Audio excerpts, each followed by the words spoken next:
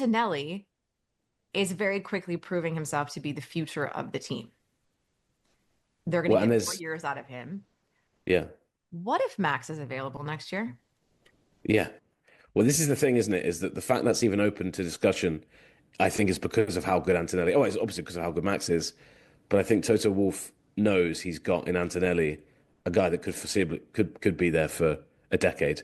What if Mercedes' future comes down to choosing between Antonelli and Verstappen? Check this video out. I think he maybe has that in George, but if you're looking which one to get rid of, you don't get rid of the 18-year-old hotshot who's kind of redefining what you expect of a young driver. Um, but yeah, I think that's where the fascinating thing is because and Lawrence knows the Mercedes situation better than me, but the Russell contract still there's been no talk about it, has there, Lawrence? From what I can tell, Toto Wolff has complimented him and he's mentioned that like when we which Toto Wolff has always done, right? He's always said, look, when I talk to my drivers, it's very quick, very kind of frank discussion, but we haven't heard them kind of start that process yet, and which is interesting. I think he's waiting until the summer break, which is when we think that maybe Max has some performance clauses that he might be able to exercise. I think he's got to be lower in the championship than third, maybe fourth. But very interesting one to monitor at least, and definitely Mercedes is doing that by the sounds of it. Yeah, they made some very positive noises because George was asked about this in Australia with Toto sat next to him at a preseason event.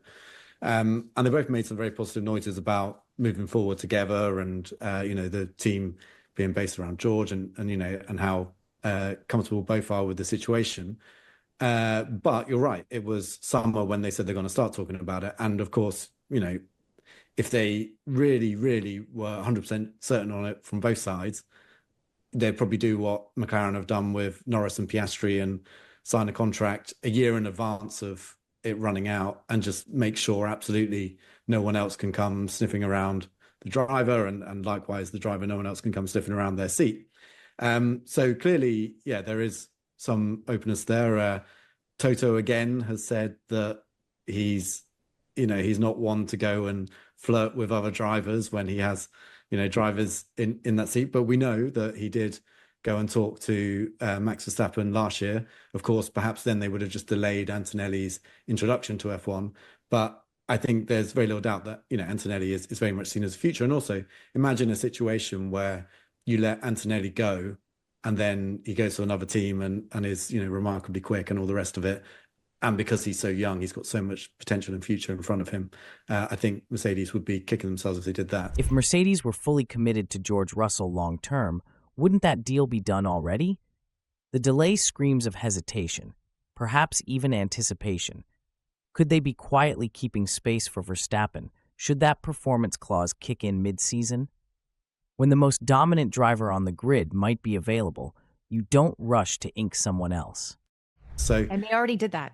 They had the Max situation. Like they don't want that to happen again. Like it's like a lesson learned situation. Yeah, I mean that was slightly different in that Max was looking at where he was going to go. He had Red Bull and Mercedes in front of him, and Toto was very close with Jos and talking about it. But what Mercedes couldn't offer back then was a seat in Formula One because they only had two available and they were taken by Nico Rosberg and Lewis Hamilton, whereas Red Bull have the option to get him in through Toro Rosso, which of course they did the next year, and that's why he went that way. But certainly that still bites. Toto will still bring that up if you ask the right questions about how we missed that opportunity, and I think they certainly feel a similar way about what Antonelli's ceiling is, like how good he can be, as they felt about Max back then. So yeah, I think would they push George out for Max? It's hard to believe that they wouldn't if Max became available, but Max has got to be available. And like Nate said, a lot of that seems to come down to performance clauses and how possible it is for him to work his way out of his Red Bull contract, which currently goes through to 28. Toto's still feeling that missed opportunity with Max says everything. Mercedes doesn't want to relive the regret of letting another generational driver slip away, especially with Antonelli's ceiling still unknown. The structure around George is steady, but Verstappen changes the game. They won't sit idle if the door cracks open.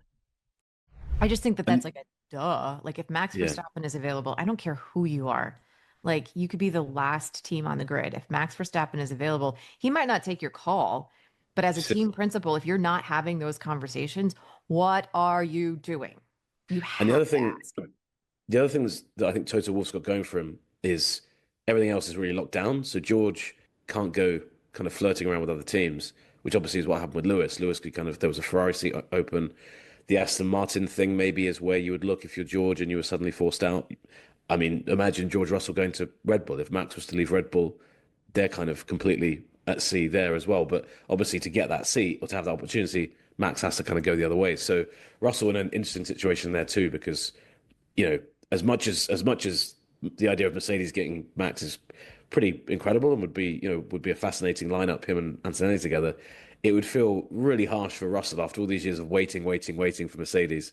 Rugs pulled out from under his feet, just as we think that maybe they're going into 26 with what sounds like from the noises we've heard from Mercedes, at the very least, a competitive engine, which is what he's basically been begging for. He turned up in 22, like, right, this team's been winning everything for the last 5 years, 6 years, 7 years. My time. Oh wait, we've built a terrible car and we're not going to win for a few years. So like, for him personally, I feel like the performances we've been seeing from George as well are a bit of a timely reminder to Toto, like, hey, if you want to get rid of me, this is what you're giving up. I mean, it's still, I wouldn't hold a candle to Max if I was George, but in terms of best available drivers, he's pretty much as good as you're going to get for the foreseeable future if you're at any other team. Let's be real. If Max Verstappen even hints at availability, what team wouldn't move mountains to make room? Russell's a solid driver, sure, but we're talking about a triple world champion who's been rewriting the F1 playbook since 2021. Would Mercedes really let a second chance at Max slip by after missing him in 2014?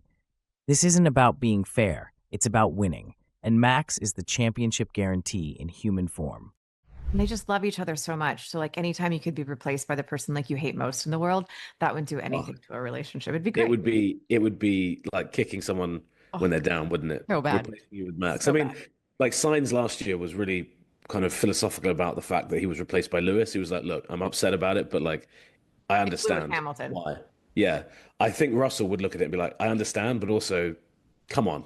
That guy really, like, of all the people to replace me with, did it have to be him? So, yeah, I mean, a really interesting one to follow, because obviously Red Bull just does seem to be kind of falling apart at the seams a little bit as well, as we, over the last year or so. So it doesn't seem as far-fetched as it did 12 months ago.